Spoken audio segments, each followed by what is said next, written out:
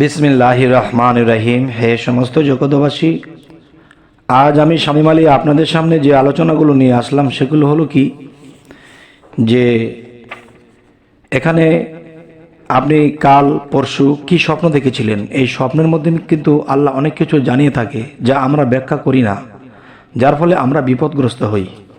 আর আল্লাহকে যদি বলি, আল্লাহও কিন্তু আমাদেরকে বলবে যে আমি তোমাদেরকে স্বপ্নের মাধ্যমে সাবধান করেছিলাম, তোমরা সাবধান হওনি। তাই আমি আজ আপনাদের সামনে কিছু আলোচনা তুলে ধরব যে শরীরের অঙ্গ প্রত্যঙ্গ কম্পনের তদবির। শরীরের অঙ্গ প্রত্যঙ্গ তো দেখা যায় অনেক সময় কম্পন করে, কাঁপে। তো এই জিনিসগুলোর মধ্যে আমাদের কিছু বোঝার আছে।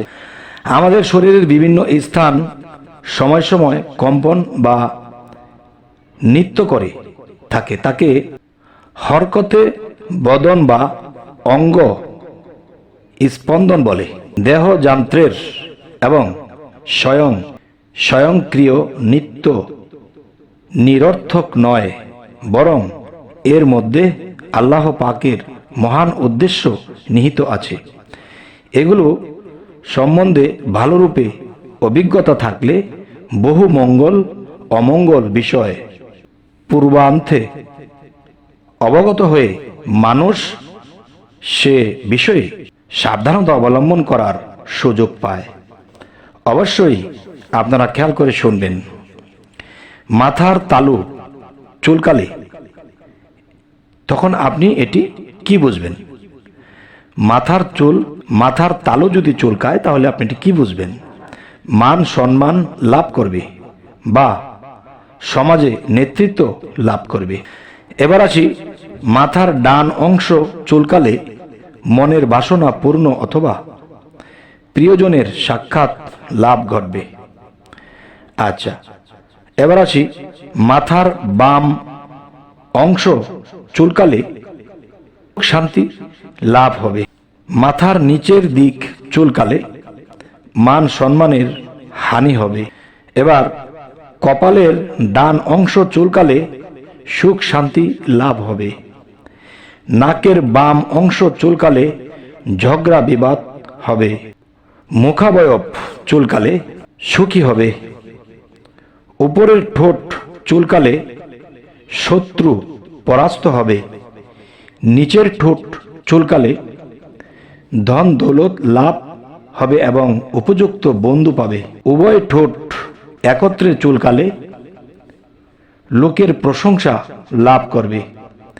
জিহ্বা চুলকালে প্রিয় লোকের সাক্ষাৎ হবে। বাম গাল চুলকালে অভাব অনটনে পড়বে।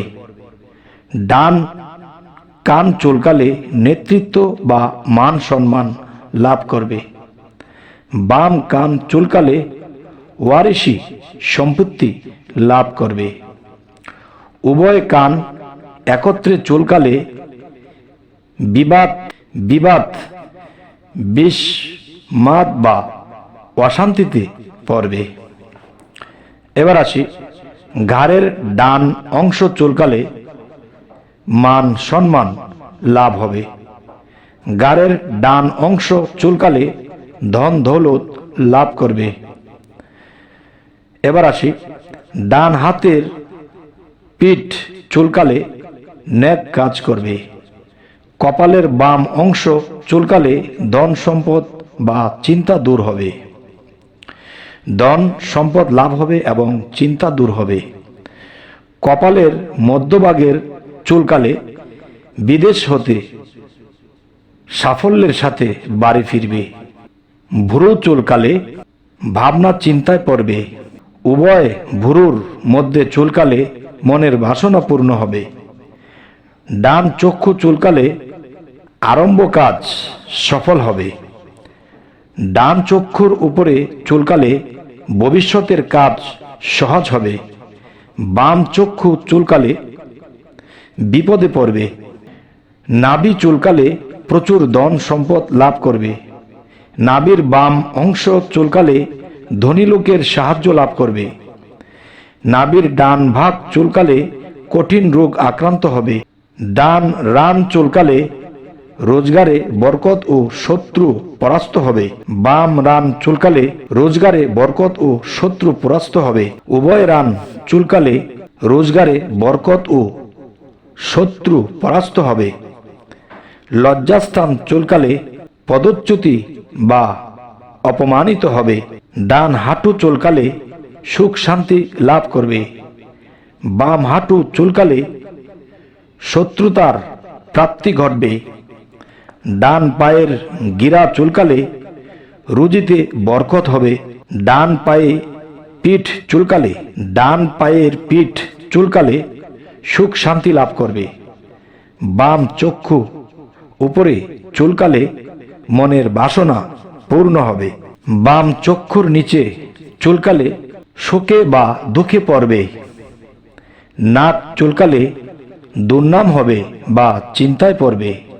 নাকের ডান অংশ চুলকালে বিবাদ বিশদভাবে হয়ে শান্তি স্থাপিত হবে। ডান হাতের তালু চুলকালে টাকা আসবে। ডান হাতের বাজু চুলকালে চিন্তায় পড়বে। ডান হাতের বৃদ্ধাঙ্গুলি চুলকালে উন্নতি হবে। ডান হাতের মধ্যমা আঙ্গুলি চুলকালে লোকের সাহায্য লাভ করবে। ডান হাতের অনামিকা আঙ্গুলি চুলকালে আল্লাহর রহমত লাভ করবে।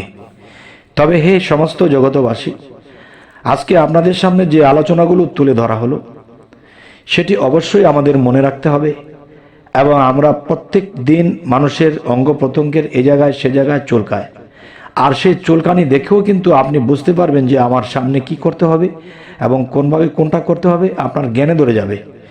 তাই বলবো আমাদের এই চ্যানেলটিকে সাবস্ক্রাইব করে রাখবেন, পরবর্তী যেন ভালো ভালো আলোচনা এনে দিতে পারি। তো সকলেই ভালো থাকবেন। আল্লাহ হাফিজ।